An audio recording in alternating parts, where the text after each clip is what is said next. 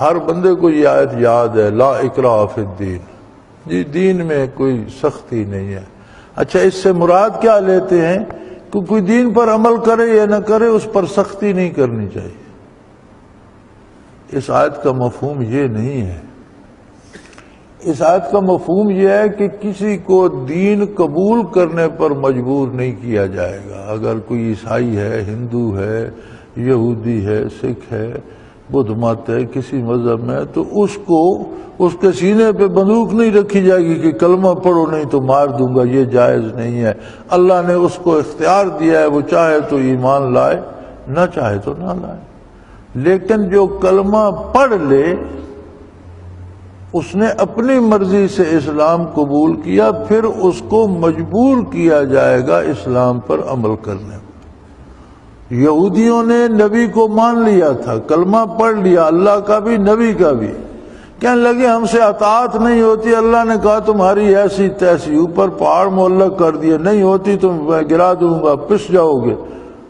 وہ مان گئے، کرتے ہیں جی کرتے ہیں، یا اللہ پہاڑ ہٹا دے، کرتے۔ اس کا مطلب ہے کہ جو دین کو اپنی مرضی سے قبول کر لے، پھر حکومت وقت مکلف ہے کہ اس کو پابند کرے دینی احکام پر عمل کرنے کا، اور جو نہ کرے اسے سزا دی جائے۔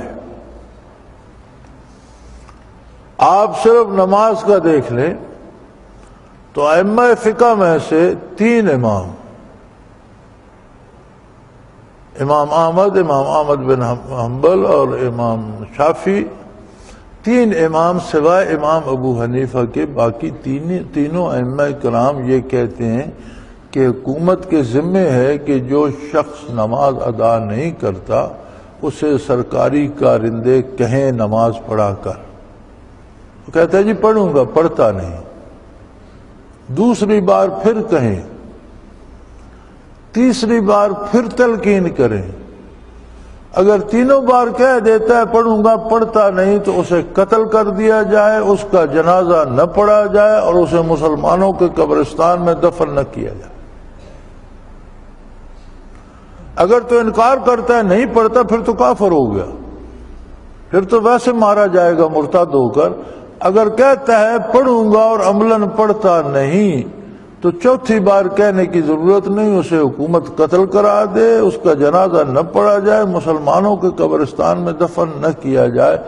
امام ابو حنیفہ رحمۃ اللہ علیہ نے اس جگہ دوسرا راستہ نکالا ہے، فرمایا اسے قتل نہ کیا جائے، اسے جیل میں ڈال دیا جائے اور اسے موقع دیا جائے، شاید کبھی وہ توبہ کر لے۔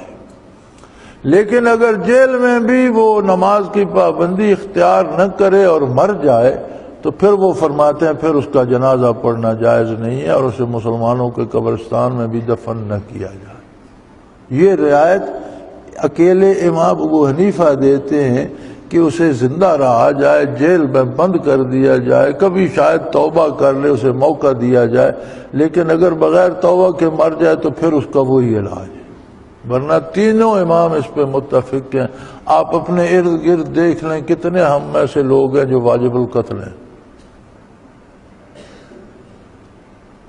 ہم ایک دوسرے کو کیوں قتل کر رہے ہیں؟ ہم ایک دوسرے کو کیوں مار رہے ہیں؟ مارنے والا کوئی نہیں جانتا میں نے کس کو مار دیا، مرنے والا جانتا نہیں مجھے کس نے مار دیا۔ یہ نافرمانی کی سزا ہے، عذاب الہی ہے، ہم ہیں واجب القتل۔ اگر ہم توبہ نہیں کرتے تو پھر ہم ہیں واجب القتل، پھر ہمارے ساتھ یہی ہوگا۔ اگر ہم نمازیں پڑھتے ہیں وہ دکھاوے کے لیے، اپنی پارسائی جتانے کے لیے، عبادت کرتے ہیں تو اس میں بدعات شامل کر لیتے ہیں، اپنی رسومات شامل کر لیتے ہیں۔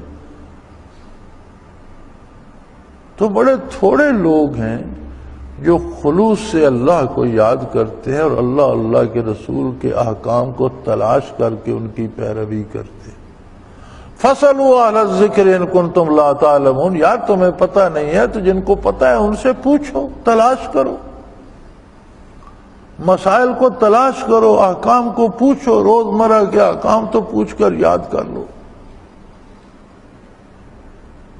تو اللہ کریم ہمیں معاف فرمائے قرآن کریم کوئی تاریخ کی کتاب نہیں ہے اور کس سے بیان نہیں کرنا چاہتا۔ قرآن کریم جس قوم کے جو واقعات بیان فرماتا ہے اس سے مراد یہ ہوتی ہے کہ اپنے آپ کو اس آئینے کے سامنے کھڑا کر کے دیکھو کہیں تم بھی یہی جرم تو نہیں کر رہے، اگر یہ جرم کر رہے ہو تو پھر سزا بھی وہی ہوگی جو اس قوم پر آئی۔ تو ان آیات مبارکہ میں ہمارے لیے درس عبرت ہے کہ اللہ سے رجوع کریں، توبہ کریں، حضور کی بارگاہ میں حاضر ہوں اور اللہ سے دعا کریں اللہ ہمارے گناہ معاف فرما دے، توفیق عمل عطا کر ہم اپنی ایمانداری سے پوری کوشش کریں گے کہ تیری اطاعت کریں، تیرے حبیب صلی اللہ علیہ وسلم کا اتباع کریں۔ وآخر دعوانا ان الحمدللہ رب العالمین۔